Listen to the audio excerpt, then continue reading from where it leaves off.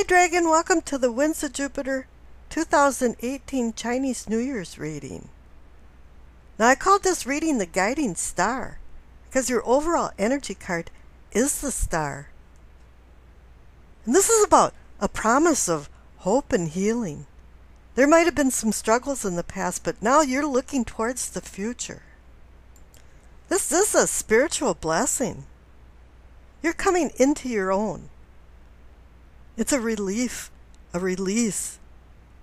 It's a connection for your mind, body, and spirit. It's a calming sense that now you have a cosmic understanding. This is an illumination for the path that you're going to be taking. The star is guiding you, orienting you. The stars up in the celestial sky are fixed, and they tell you your position on earth and also the path that you should take. This is a spiritual blessing and gives you an indication of a natural order of flow of things. In the coming up Ye Jing reading that I'm going to be doing, you received number 11, Radiance, and this explains the star. It's about you trusting in the universe for success now coming. Change is now coming down the road, and you have to be prepared for it, particularly spiritually. This is a beacon for you to follow to happiness. Allow things to run its natural course. Now the cards on the left, for what you know, receive the Ten of Cups and the Fool. Now the Ten of Cups is a happiness card for emotions and relationships. It gives you a glimpse of heaven over the rainbow of cups. And this happiness is particularly connected to family affairs and friends. This card requires you to live a simple life and enjoy simple things, the simple joy of love. For some reason, our societies make love a very complex thing. With the Star card up there in the Ten of Cups, it's saying that you're starting something anew. And any 10 card signifies endings and new beginnings. And this is reinforced by the Fool.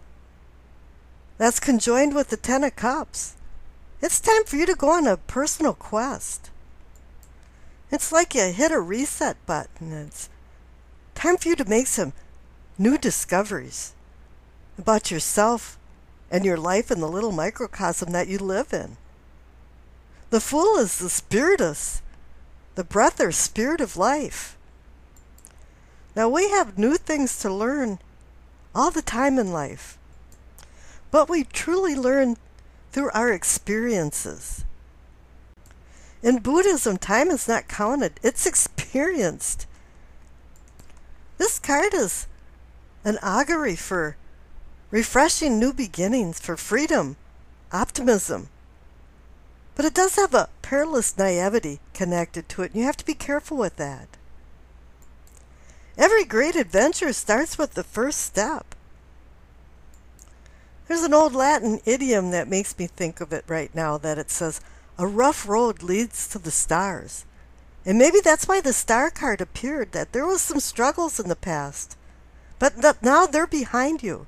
And it's time for you to do some new personal discoveries. Now the cards in the center for what is or can be yours, you receive the Nine of Cups and the Judgment card. The Nine of Cups is about happiness and satisfaction. It just didn't happen overnight. There was a lot of trials and tribulations and sacrifices required to get to where you're at. But now you feel content.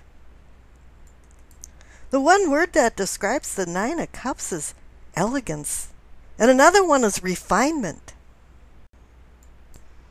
This reading has a lot of uplifting feelings.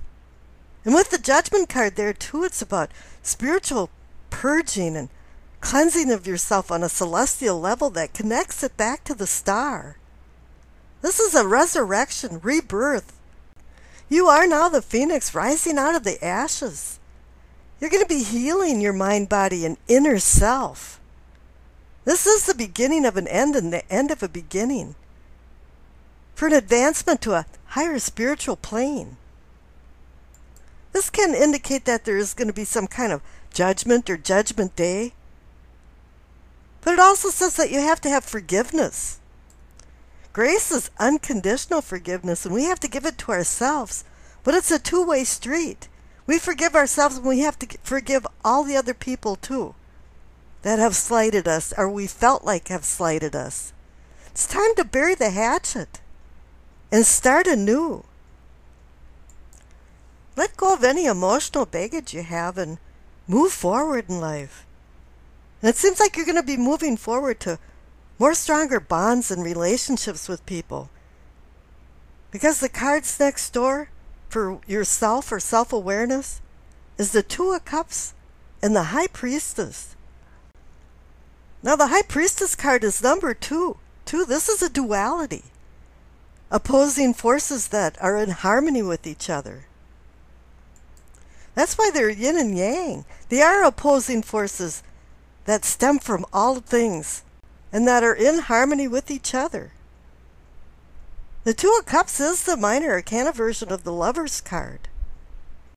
And any 2 card represents partnership, balance, and the need to make decisions. Now, with you having all these new beginnings, the Star card for the promise of hope and healing, the Ten of Cups card, which is endings and new beginning card, you have the Fool card, along with the Ten of Cups. And if you notice, you have the Fool card again in the future.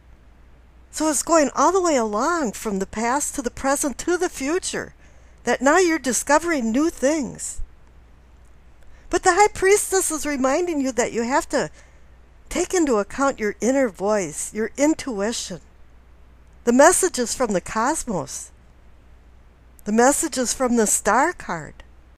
You have to be ever vigilant for these through dreams, visions, synchronicities, things that happen right time, right place, or you're starting to make the connection and put the dots together. The High Priestess is about veiled mysteries and the spiritual subconscious higher self that we have to achieve. She is saying that there is some secret messages that are going to be revealed to you. Things that have been unknown and that you've been questioning. She's going to give you a little peek behind her veil. But your job in this is to be able to interpret these secret messages, because they don't come in our language. And if anything, just go by your feelings that something is very right or very wrong. The star will help you, guide you through those kind of things. Now the future cards is the Fool, the Ace of Wands, and the Six of Wands. Can't get much better there. There you are, the Fool. You're experiencing new things, going on new quests, discovering new things. and making new innovations. Things have to be discovered before they can be innovated. The Ace of Wands is a promise of a new beginning, but it's a spiritual new beginning. It's like a guiding light that's marking the beginning of a fruitful endeavor, new exploits. This is where heaven is giving an earthly plane a message of good fortune. And the Six of Wands agrees with that because this is a card about victory, being lauded for some accomplishments and success. 6 is the number of perfection because 1 plus 2 plus 3 equals 6. And 6 is the number of love too, but is connected to sacrifices, which goes back to the 2 of Cups. If you can find your higher self, you're going to find the camaraderie and fellowship and deeper bonds in love and relationships. And when you discover the love from other people, then you discover yourself. And I wish you happiness, wealth, and longevity.